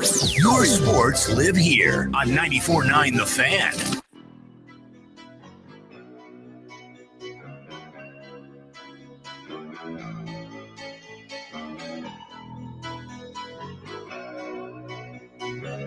We'll get back to Taylor Barnette for in just a second. I want to pass this on. NIT tickets for tomorrow night for MTSU and Chattanooga at the Murphy Center. It's a tomorrow night at 7 p.m. contest. All adult tickets are $25. That's the price set by the NIT, and all the tickets are general admission. Therefore, the early birds will get the best seats. Tickets for ages 2 to 17 are $15. You can purchase right now online at goblueraiders.com/tickets. Kelly. Taylor, so with 14 teams, it's kind of crazy. But with all these teams getting in, and George just brought up that deal where, he talked about there's 5 games that are kind of, they're going to win, should win. And the other teams are kind of up in the air. But do you think with the toughness of what the SEC went through this year, is that a positive or negative for those teams? Yeah, I think it's definitely a positive. I think, everybody will be well rested. And quite frankly, when you're playing this tournament, you have so much adrenaline and excitement that, even just the long haul of the season, the SEC, and just honestly how physical that game is these days. I think it's a positive thing. I'll be interested to see, and how Big East officials, officiate and ACC officials officiate. The SEC does feel like it's the most physical conference. I'll be interested to see if those teams get in a little bit more foul trouble than others, but I think it's definitely a positive. I think it would be huge too. Like we saw the ACC tournament when the SEC beat them every game but one. I mean, if you get 14 teams into the next round, isn't that kind of saying something about about the SEC and what they're doing right now? Oh yeah, I mean this is, maybe the best SEC basketball conference ever, and it just speaks a lot to how the landscape of college athletics has changed. Obviously, the SEC is bigger. There's more teams to get in, but with NIL and the transfer portal, guys in the SEC level have done a really good job of building rosters, and obviously they have the funds to do so. But I do think that it's the best conference in America. With me being, obviously sentimental towards the Lipscomb Bison, what do you see in this matchup with Iowa State? Because, I told my daughter the other day, you look at it, and I was hoping they wouldn't have to play Texas A&M because Lipscomb's not a great rebounding team, and then you look at Iowa State, and Iowa State can rebound it as well. So that seems like, and then just what Lee Fowler talked about, there were 9 teams that. You look over the length of the tournament, and nobody's ever won a national championship if you're out of the top 31 in offense and out of the top 21 in defense. And Iowa State's in that category. So what kind of matchup is this for Lipscomb? Yeah, it's a tough one. I don't know if you saw, but the second leading scorer for Iowa State, they've ruled him out for the rest of the year, Keyshawn Gilbert. So that that helps Lipscomb's case. Their point guard has not played the past couple of games, I don't think. I would think that he'd be back. But yeah, I mean, you look at the on paper, the difference in size and athleticism is, and I actually saw a shot chart of both teams recently. And, Iowa State's got a ton of shots inside the lane, and Lipscomb's all outside the 3-point line. And I think that's the difference is, can Lipscomb, like I said earlier, do a good enough job on the glass, make enough threes, and take care of the ball? And then I think, it's like Iowa State's a little down. They got some injuries. Can they take advantage of that? I think Lipscomb plenty good enough to go out there and win that game. Yeah. My last question here. The other day when I saw Florida play, if they're hitting shots like they were hitting, I mean, good gracious, that's going to be tough to beat them. Tough. I mean, I think Walter Clayton is an absolute baller. He's a baller. He's a baller. They're humongous. They're deep. I mean, I would not be surprised if Florida's cutting down the nets in April. I mean, they're that good. And I think they just look clearly like the better team on Sunday yesterday against Tennessee. And that's what makes me nervous a little bit about Tennessee is it's like, those guys looked a little tired and they did not shoot the ball very well. And they were in foul trouble. And that's kind of, I'm like, okay, well, if you get a play against a team like Florida who can defend and it gets hot, if you're Tennessee, can you sustain that offensive end enough in order to win games? Taylor, Vandy's got St. Mary's, a team that likes to slow it down. They're a physical team. That Marcellonis was the WCC Player of the Year, who is going to be a tough recover for Vandy. But do you like this matchup for Vandy? Obviously, they don't get an up-tempo team, but these are contrasting styles here. Yeah, it's interesting. They are very much so contrasting styles. And yes, St. Mary's is a physical team, but they haven't played all year long in the most physical conference that there is, in the SEC. Vanderbilt won at Texas A&M, who's the number 1 rebounding team in the country. So they're physical. They're going to match St. Mary's physicality. But you're right. I mean, the style of play is totally different. It reminded me of Drake in some ways. I think it'll be a really good game. I think Vanderbilt will be ready to play. Did North Carolina deserve to be in? Oh, man, that's tough. I don't know. I'll just say this. I'm happy I coached Jalen Withers for a couple years at Louisville, and I am so thankful that free throw violation is not going to be his last play as a North Carolina Tar Heel. So I am happy for Jalen. That was tough. I mean, it was. Boy, he dodged that one, didn't he? He did. He did a good job. He needs to run for politics. Oh, yeah. She can dodge him good. You know what? That isn't going to get it done. Say it. They don't belong. Yeah. Who did I did not stay on the channel and watch the committee's, I guess, case. Who were the first 4? Okay, West Virginia. Yeah, and I would say that Indiana was the biggest case that was kind of probably should be in, or West Virginia. Yes.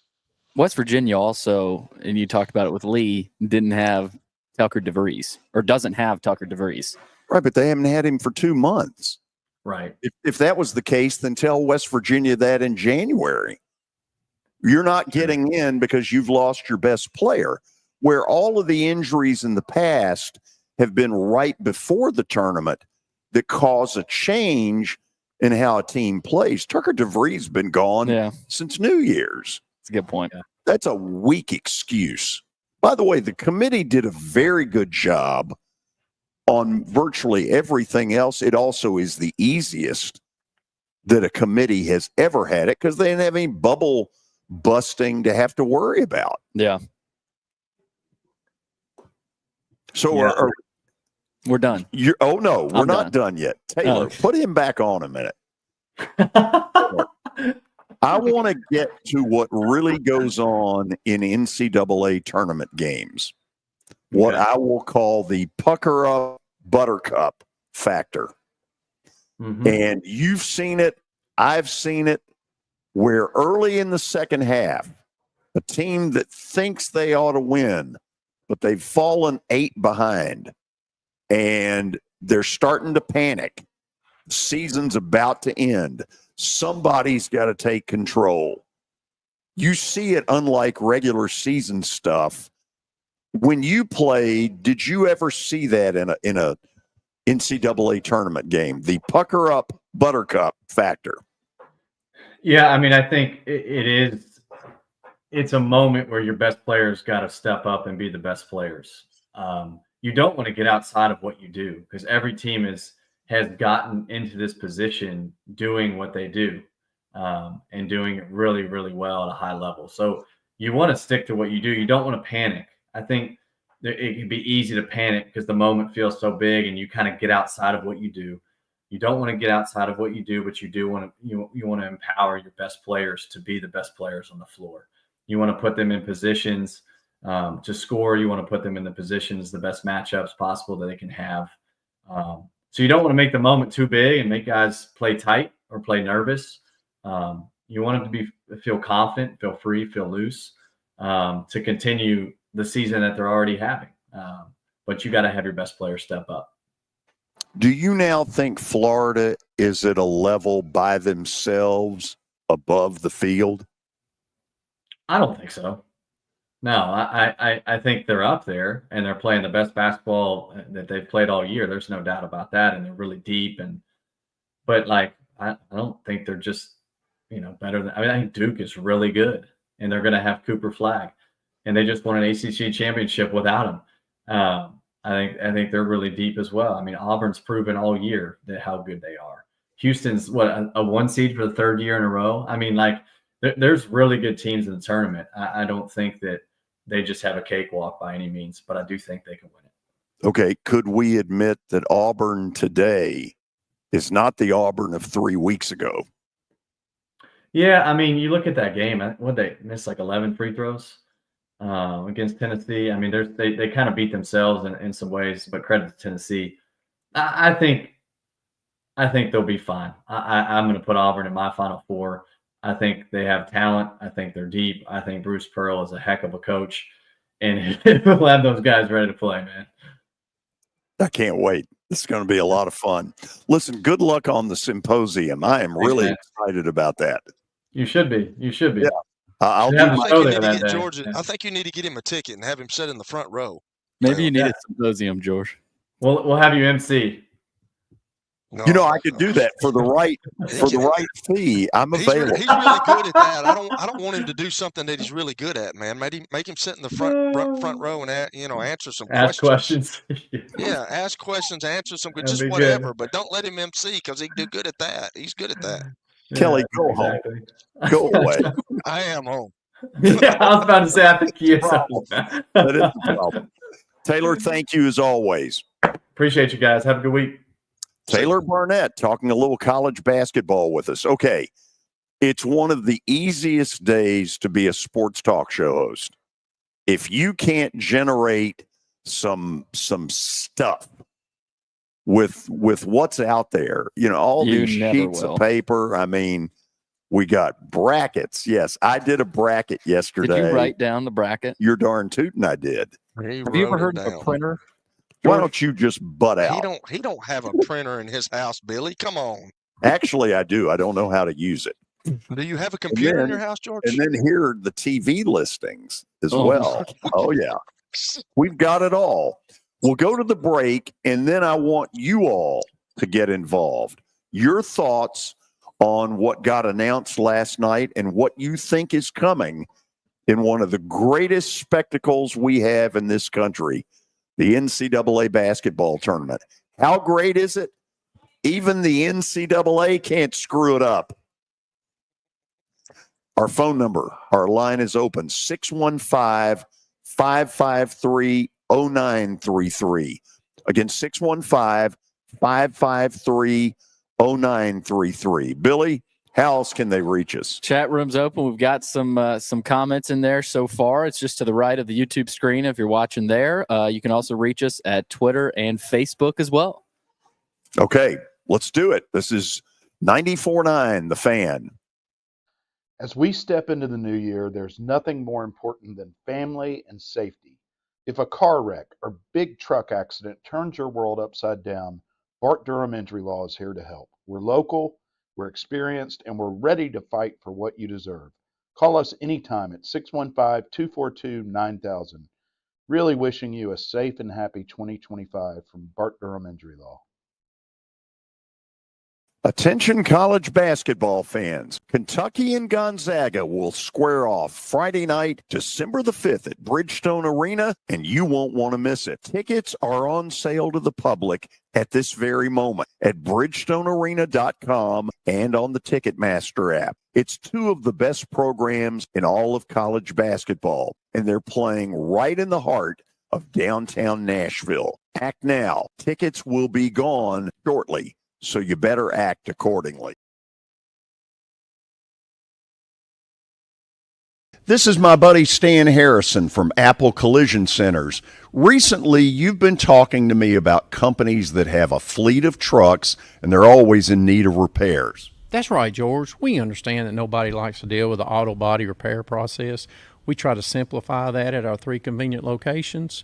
We work with all major insurance companies. We help to ease the stress of the auto body repair process.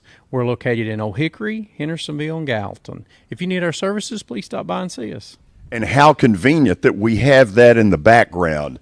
Now, seriously, these are good folks. They do really good work. Give them a holler. Where can you see a saber-toothed tiger rappel from the rafters? How about a catfish fly? The biggest stars in Music City. Not to mention hockey's hottest ticket. The Predators win! Only in Smashville. See your Nashville Predators all season long at Bridgestone Arena. Single game tickets are on sale now at NashvillePredators.com. Let's go, Preds! If you are paying too much for your health insurance, you know what? You need to contact the folks at Pancoast Benefits. Pancoast works with businesses and individuals to tackle the high cost of health insurance. Whether you're a business owner, large or small, self-employed, between jobs, or over the age of 65 and in need of a Medicare plan, Pancoast can help. They make understanding your benefits less difficult and more personal. So check them out today, pancoastbenefits.com, or call them at 615-292-3400.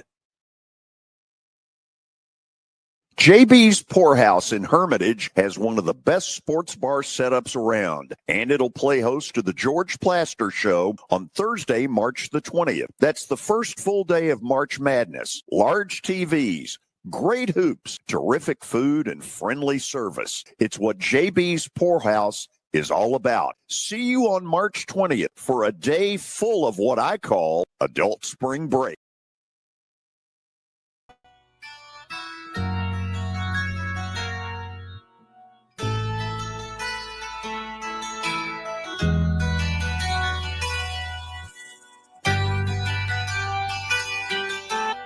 Check out you like, Billy, but you can never leave. No.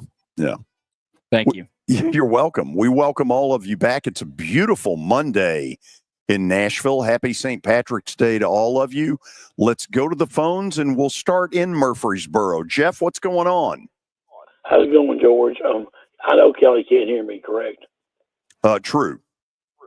Okay. Well, I know he'll be hitting the Macomb, Illinois Thursday night because the Lipscomb women are going to play there at WNIT. So I know he knows where that is, and he probably knows what their mascot is. You know what it is, George? Who's the team they're playing? Western Illinois. Western Illinois. I don't They're know. the OVC. I don't know. Macomb, Leathernecks. Illinois. Leathernecks. The Leathernecks. Oh, can you hear Yeah, Jeff now, Kelly? No, I mean, he was good for a I second. know Now he's y'all gone can't. I don't again. want y'all to phone y'all doing. But I just want to tell Kelly, congratulations to your daughter and that team. I hope they can go down there and get it done Thursday night and play a couple rounds in the WNIT. I know you want to see her career last as long as it can. As far as that goes. I just want to tell you. And first of all, I want to say also, Middle Tennessee going to the men's and women's. Their men play Chattanooga tomorrow night at Murphy Center in the NIT. Middle Tennessee, the Dick B. Davis done a great job this year getting the program back. Taking a while, but done it. And the women go to play in the WBIT tomorrow, Thursday night against Belmont at Belmont, the Kerber Event Center. Play the WBIT. The NCAA tournament brackets, don't have any problem with it. Carolina is there because of their name only. It's like Alabama football in the playoffs this last fall. You remember that, George? Everybody wanted Alabama in. They didn't get in. That's the same deal. Okay, they're not worried about no quad ones or quad 10s or quad 20s. We ain't worried about that. They got in because they're a blue blood. It's their name. They won national championship. It's like Kentucky. In the past, they've had teams that weren't very good or on the borderline, and they get the benefit of the doubt because they've won. They're winners and they're blue bloods, and they're going to win. And they're fine. They've got a great recruiting class coming in. I think Hubert Davis will stay. They're going to be all right. I mean, I don't know what they'll do in the tournament, if they're going to win this first game or not, but they're in. And I don't care what Sean Farnham or anybody else says. There's nothing they can do about it. Not a thing. He can stay out in the West Coast and play his UCLA or whatever he wants to do in the Big Ten, whatever he needs to do. He needs to shut his mouth and keep it closed. Just don't say nothing. I mean, these people sit out here and think they know everything about it. They ain't sitting in the committee room or nothing. They don't know nothing. Lee Fowler knows more than all them combined. So, and the good thing about it is if you're not having the tournament, we don't have no more Jay Billis running his trap. And no more Jay Williams bashing Calipari for conference tournaments. He never has liked them. Everybody knows this. It's not some kind of secret. It's Jay Williams just found out, apparently. He never has liked them, no matter what league he's in.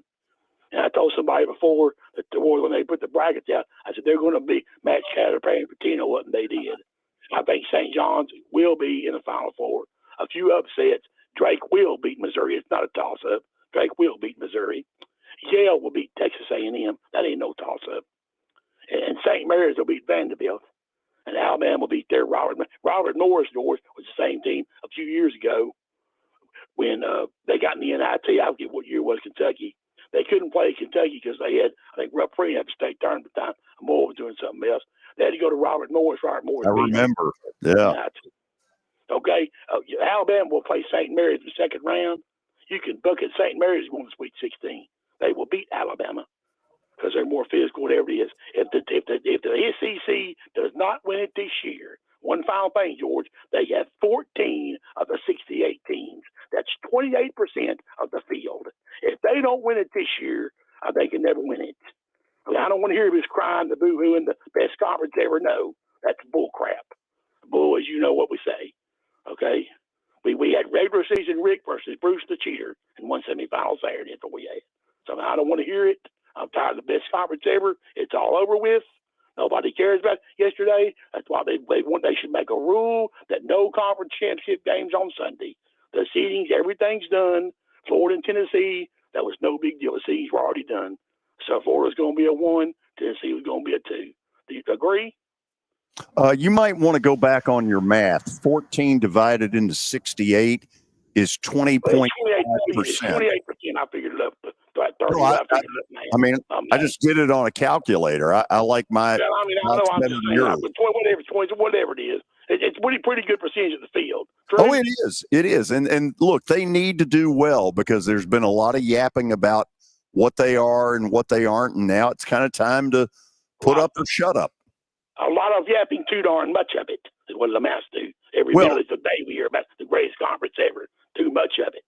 And it's the last time team that won it was 2012 Kentucky. I'm tired. I'm happy to be there. It's a national championship or bust. You better win it all. Don't get this HTBT, this Final Four business.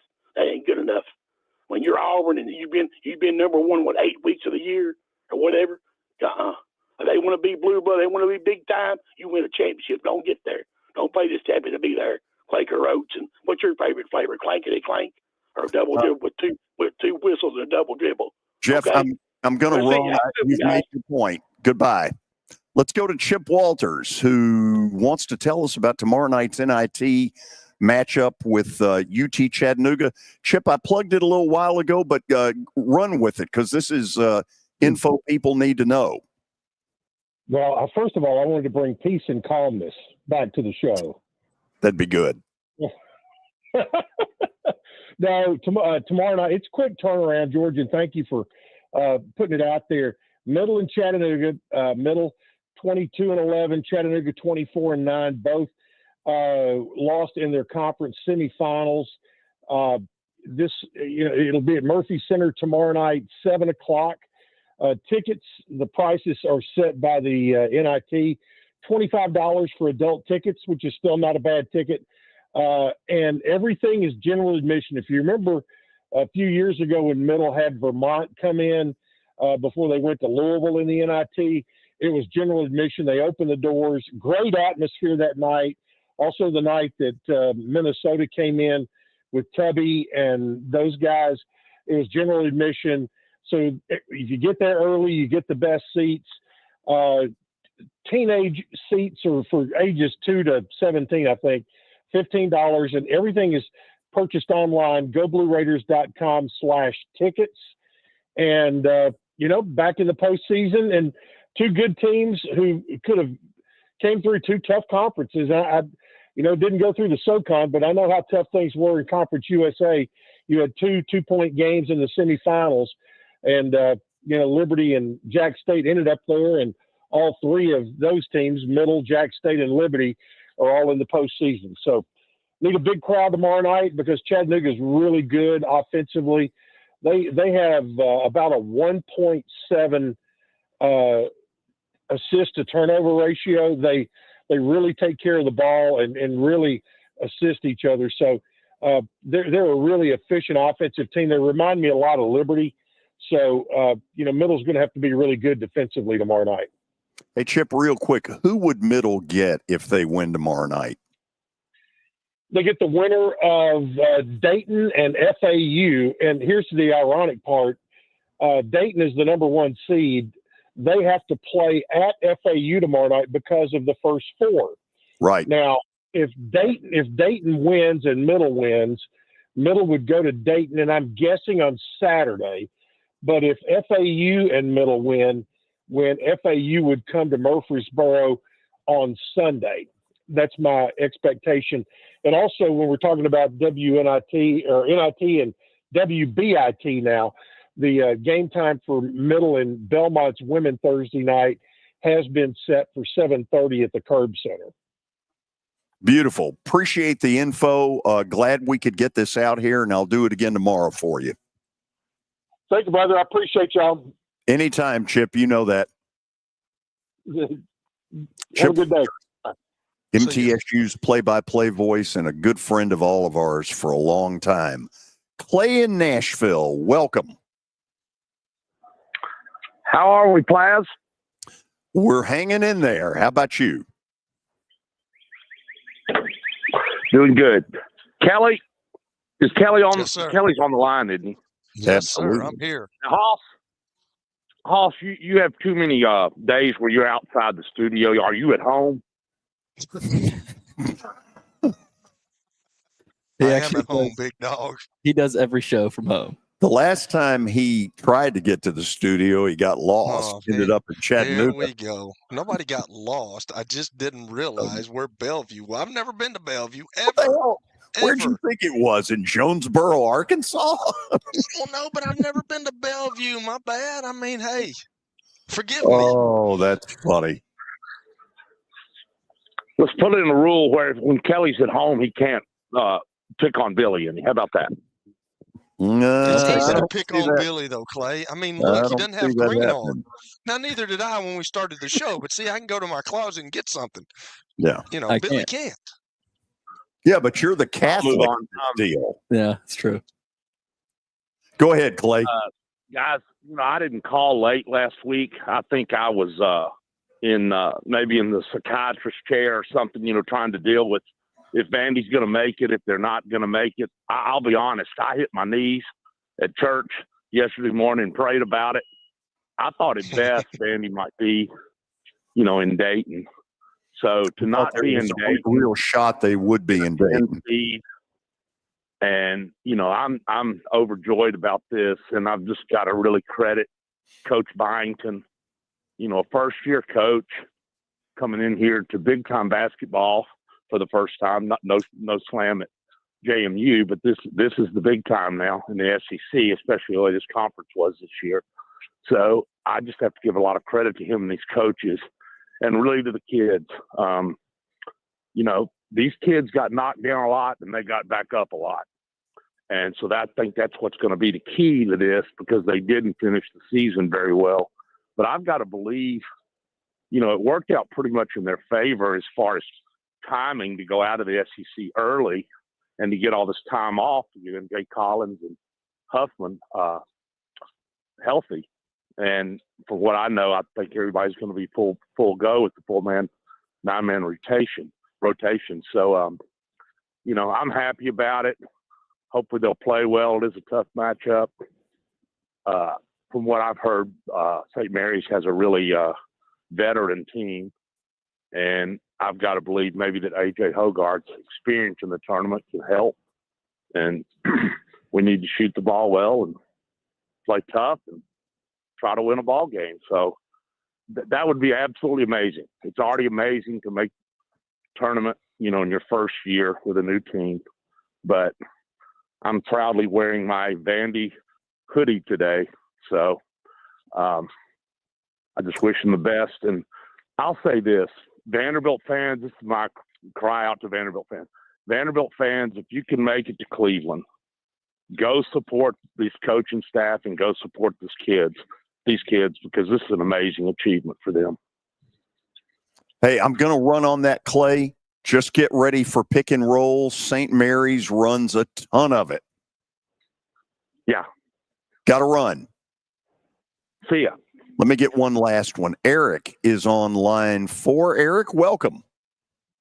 Hey, George. First of all, let me say this. I was very, very surprised that 14 teams from the SEC got in. I did not expect that at all. I thought the most to get in is 12. And I do agree they're going to have to at least minimum at least get 1 or 2 teams in the Final Four. And they probably do need to win it all for the conference to have that bragging rights of winning it all. But let me say this, George. As far as North Carolina goes, George, I do think they got in because of the fact they played a tough non-conference schedule and the toughest in the country. But I think shouldn't wins matter, though? I mean, I've heard there only be 2 teams in the tournament, UCLA, and I think the other team was American. I think if a team definitely has legitimate beef, it's West Virginia. The fact that they beat Arizona, beat Gonzaga on neutral court, they won at Kansas and won against Iowa State. I mean, but I definitely think a lot of times goes back to reputation and the fact that if you're a blue blood program, you get in. I think if you put the words Boise State behind that quad 1 at 1-12. They're doing, to quote Dickie V, NIT, baby. Yeah. Do you like that, Kelly? Because I think, and because usually for the most part, it's usually a blue blood school or schools from major conferences that get in over the little guy. I definitely think this is going to be an interesting tournament. I think there's going to definitely be some upsets. Another team keep your eye on too is Yale, because they did beat Auburn last year, and what I've heard, they've got their team's a lot better than it was last year. I watched them this weekend. They're pretty good. I don't know if they're good to the A&M mental tough good, but we're going to find that out. Yeah, and I also was kind of surprised that Louisville got seeded as an 8. I thought they'd be seeded a little bit higher than that, but I guess when you've got as many teams you do, you're never going to get the seedings of the perfect things right, because they said a lot of people like Auburn, Creighton, and Louisville were complaining they were the same bracket, but it's like, what can you do? I mean, I don't know what you can do. Just trying to seed all these teams the way the conferences were and everything. If you think Louisville got screwed on the seed number, they did get a home game. Yeah. I mean, you can call it what you want, but Lexington is a Louisville home game. And I mean, that's a heck of an advantage over a Creighton team. They're going to need every advantage they can get. That'll be a hell of a game. George, I'll get off. You take care, and we'll talk again soon. Looking forward to talk to you soon. Okay, we got to go to the break on that. Guess what's coming? We all know, George. We get it. Well, you're going to have some fun because let's be honest. In the last week, I have sucked big time. This is 94.9 The Fan. Hey, Preds fans, it's Chase McCabe. The Predators open up a 3-game homestand tomorrow night against the St. Louis Blues. I'll have pregame for you at 6. Pete Weber and Jay Moore on the call at 7. Smashville lives here on 102.5 and 106.3 The Game. If you are paying too much for your health insurance, you know what? You need to contact the folks at Pancoast Benefits. Pancoast works with businesses and individuals to tackle the high cost of health insurance. Whether you're a business owner, large or small, self-employed, between jobs, or over the age of 65 and in need of a Medicare plan, Pancoast can help. They make understanding your benefits less difficult and more personal. So check them out today, pancoastbenefits.com, or call them at 615-292-3400. Attention college basketball fans. Kentucky and Gonzaga will square off Friday night, December the 5th at Bridgestone Arena, and you won't want to miss it. Tickets are on sale to the public at this very moment at bridgestonearena.com and on the Ticketmaster app. It's two of the best programs in all of college basketball, and they're playing right in the heart of downtown Nashville. Act now. Tickets will be gone shortly, so you better act accordingly.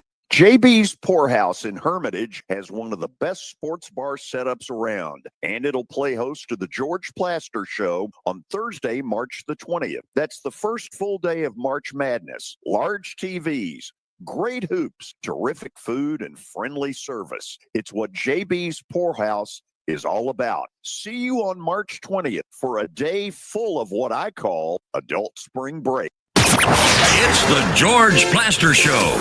Your sports live here on 94.9 The Fan.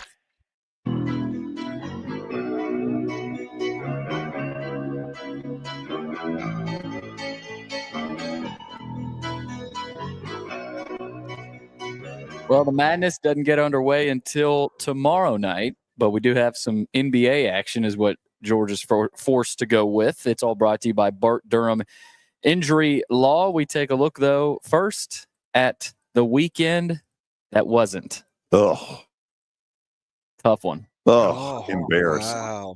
Yeah. Oh, below 500 now. Yeah. Nice. And to be honest, really not all that close on any of them.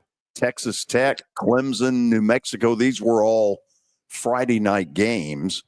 And so here we sit at 46 wins and 48 losses, and Kelly is in hog heaven. Couldn't I've never happen seen to a somebody better so guy. happy. Yeah, Couldn't whatever. happen to a better guy. And then you say you're in fuego when Lee Fowler's talking about his little analytics, and now you're not in fuego with the Plasters. Bet of the day, Hoss. Yeah, thank you. So Billy alluded to it. This is the first time since November the 6th that we have not had a college basketball game. It's weird. Oh, wow. Haven't had one since the 6th of November. It's been a while. So tonight, we have no choice. I'm taking the Grizzlies on the road, plus 2.5 at Sacramento. By the way, the Grizzlies had one of the coolest inductions into a Hall of Fame of Tony Allen Saturday night. First team I happened all to defense. see it. Yeah. They brought in a bunch of the old group, Pau Gasol and The last great of the Warriors. Yeah. Or, the Grizzlies. My bad. Paul Pierce. They were teammates with the Celtics. It was really a very cool ceremony. And Tony Allen, it was obvious, was touched and by the end appeared to be feeling no pain and said whatever it was he wanted to say. Tomorrow on this very show, Tony Basilio will join us from Knoxville, and then we'll try to go out to St. Mary's during the 4 o'clock hour and find out how they're viewing Vandy. We know Vandy has a lot of respect for them. They've been battling Gonzaga, won 2 out of 3 this year against the Zags. Anyway, hope you enjoyed the show. We'll see you again tomorrow.